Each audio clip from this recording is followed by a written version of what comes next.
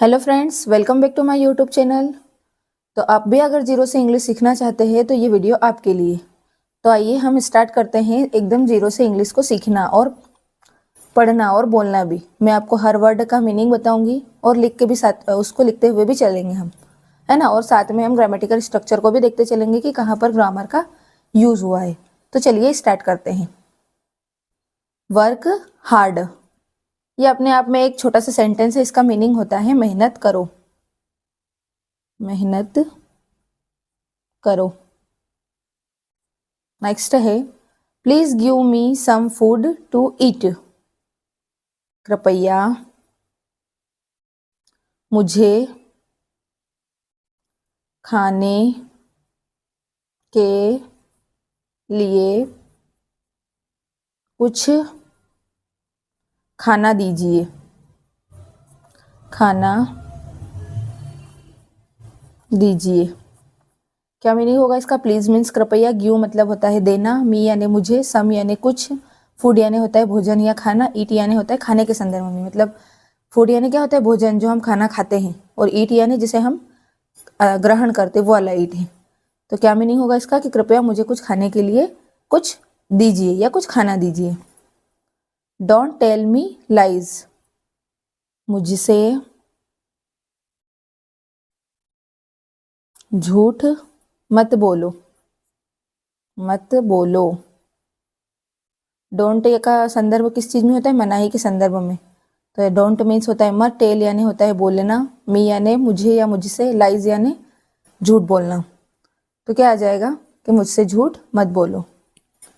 Get ready, इसका meaning होगा तैयार रहो या तैयार हो जाओ, तैयार हो जाओ। जब किसी चीज के लिए हम तैयार होते हैं, कहीं जाना रहता है, तो हम बोलते हैं ना get ready, get set ready, वो सेंटेंस है ये।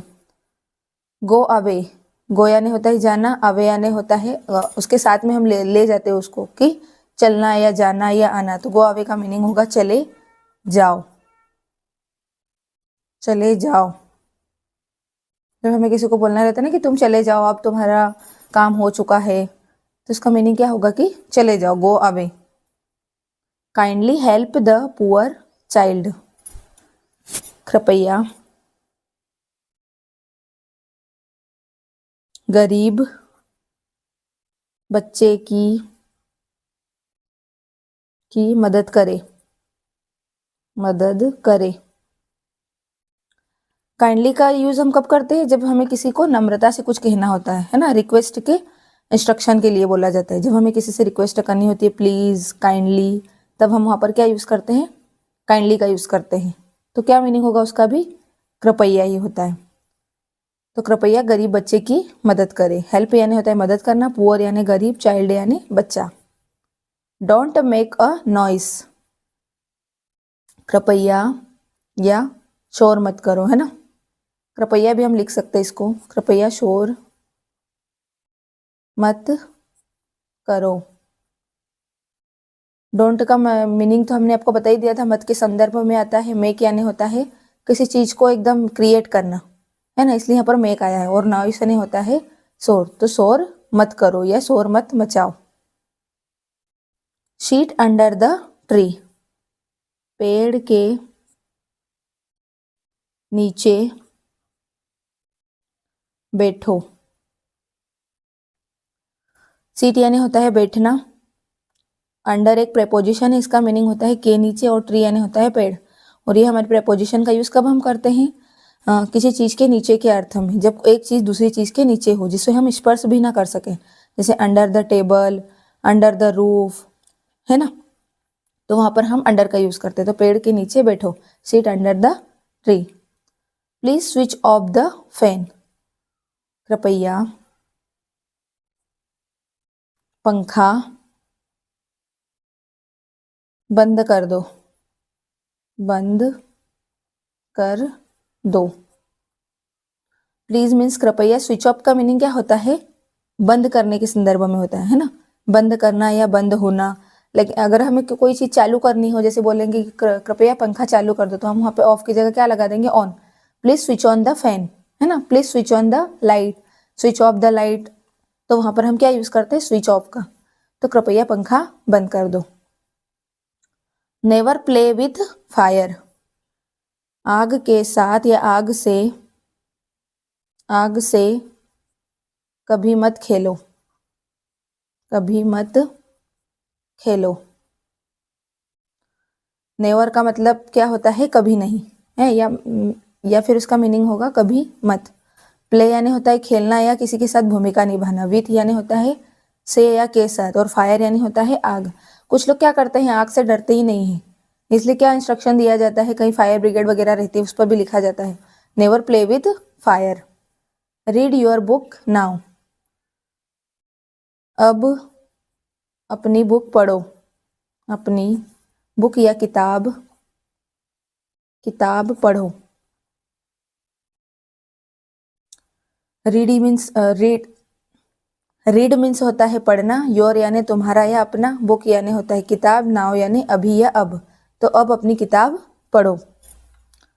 प्लीज रिटर्न माई पेन, कृपया मेरी पेन वापस करो। प्लीज मीन्स कृपया, रिटर्न यानी होता है वापस करना। जब कोई चीज किसी को वापस लौटानी होती है तो उसे हम क्या बोलते हैं, रिटर्न। माई मीन्स मेरा या मेरी, पेन यानी कलम या पेन। तो कृपया मेरी पेन वापस करो। डोंट बी सिली, पागल मत बनो या मूर्ख मत बनो, पागल या मूर्ख मत बनो। सिली यानी क्या होता है, सिली यानी पागल भी होता है, मूर्ख भी होता है। जब कोई ऐसे पागल हो जैसी बातें करता है, बेवकूफी करता है, उसे क्या बोला जाता है, मूर्ख या पागल। बी यानी होता है होना या बनना। तो क्या होगा मीनिंग कि डोंट बी सिली, पागल या मूर्ख मत बनो। क्लीन योर रूम, अपना कमरा साफ करो। क्लीन यानी होता है साफ करना, योर यानी अपना, रूम यानी कमरा, तो अपना कमरा साफ करो। चिल्ड्रन प्लीज कॉल मी, बच्चों कृपया मुझे फोन करो, फोन करो।